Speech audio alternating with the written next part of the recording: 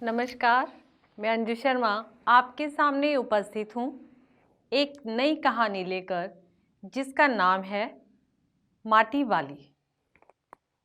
इसके लेखक हैं विद्यासागर नौटियाल। ये कहानी विस्थापन की समस्या के ऊपर आधारित है। विस्थापन यानी हटाना। जब भी कोई सामाजिक प्राकृतिक आपदा आती है किसी भी क्षेत्र में, जैसे बाढ़, भूकंप इत्यादि, तो वहाँ पर क्या है कि वहाँ के जो उस एरिया के, उस जगह के, क्षेत्र के जो लोग होते हैं उन्हें वहाँ से विस्थापित करके किसी दूसरी जगह पर भेज दिया जाता है। कुछ को मुआवजा मिलता है और कई बार जबरदस्ती उन लोगों को वहाँ से विस्थापित कर दिया जाता है। अपनी जगह को छोड़ना किसी के लिए आसान नहीं होता। कोई भी अपनी जड़ों से दूर नहीं जाना चाहता, लेकिन मजबूरी में कई बार जाना पड़ता है। हालांकि यदि किसी पेड़ को उखाड़कर, बड़े पेड़ को उखाड़कर कहीं और लगाना चाहें तो क्या वो लगेगा? नहीं लगेगा, क्योंकि उसकी जड़ें बहुत गहरे तक होती हैं और अपनी जड़ों से उखड़कर कोई भी पेड़ किसी दूसरी जगह पर यदि जाएगा तो या तो वो मुरझा जाएगा या मर जाएगा। इस कहानी में ऐसी ही एक समस्या है, क्योंकि ये कहानी है एक टिहरी नामक नगर की। वहाँ पर जब बांध बना और बांध का पानी, दो सुरंग बंद होने के कारण बांध का पानी जब शहर में भरने लगा तो वहाँ के लोगों को वहाँ से विस्थापित किया जाने लगा। वहाँ के लोगों का विस्थापन करने के लिए विचार हुआ तो उसमें क्या क्या बातें हुई, किन किन लोगों को वहाँ से विस्थापित किया गया, इसके बारे में ही ये कहानी है। ये कहानी जैसे कि नाम से पता चल रहा है, माटी वाली। माटी वाली, मिट्टी लाने वाली। माटी वाली पूरे टिहरी शहर में इकलौती माटी बेचने वाली थी, क्योंकि माटी वाली माटा खान से सुबह जाती और शाम तक वहाँ से मिट्टी लाकर शहर में बेचती थी।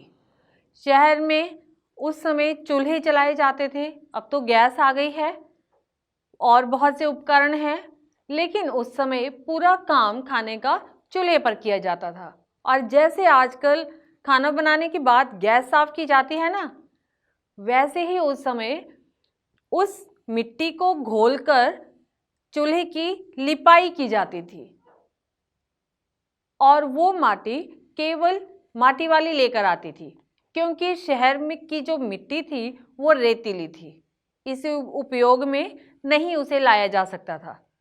माटी वाली को पूरा शहर जानता था, केवल माटी वाली को नहीं, उसके कंटर को भी। कंटर होता है कनस्तर। माटी वाली दूर से आती दिखाई देती तो सभी लोग, जिसे भी चाहिए होती थी, वही उसे आवाज देकर कल के लिए बुला लेता था कि माटी लेकर आओ, माटी लेकर आओ। उसका काम ठीक चल रहा था, लेकिन इतनी मेहनत करने के बावजूद उसे उतना मेहनताना नहीं मिलता था। वो छोटे कद की, गेहुए रंग की और हंसमुख महिला थी। माटी जब लेकर आती, इतना बड़ा कंटर उठाकर, कनस्तर लेकर, तो सिर पर वो एक डिल्ले के ऊपर उस कनस्तर को रखती थी। डिल्ला जानते हैं क्या होता है? डिल्ला होता है जब एक कपड़े को घुमाकर, मोड़कर, उसे गोल गोल करके बोझा उठाने के लिए सिर पर रखा जाता है। जैसे ये कपड़ा है, इसे ऐसे गोल गोल घुमाया और इसे सिर के ऊपर रखकर फिर इसके ऊपर बोझा रखा जाता है, चाहे वो कंटर है या लकड़ियां हैं या कुछ भी सामान जब सिर पर उठाया जाना हो तो उससे पहले ये डिल्ला रखा जाता था।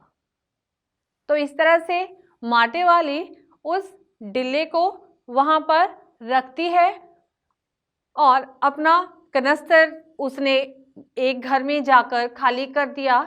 जब भी वो किसी के घर माटी लेकर जाती तो यदि कोई खाना खा रहा है तो उसे खाना देते, यदि कोई चाय पी रहा है उसे चाय दे देते।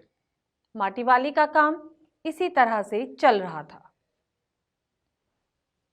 और माटी वाली अपने काम से खुश थी। हालांकि रहने के लिए उसके पास जिस झोंपड़े में वो रह रही थी, वो झोंपड़ा किसी ठाकुर की जमीन पर बनाया गया था। घर पे उसका पति होता था, वो बीमार था, इसलिए कामकाज नहीं कर पाता था। अब दोनों की खाने की जिम्मेवारी केवल माटी वाली के ऊपर थी। इतनी मेहनत करने के बावजूद माटी वाली को खाने के लिए भरपेट खाना नहीं मिलता था।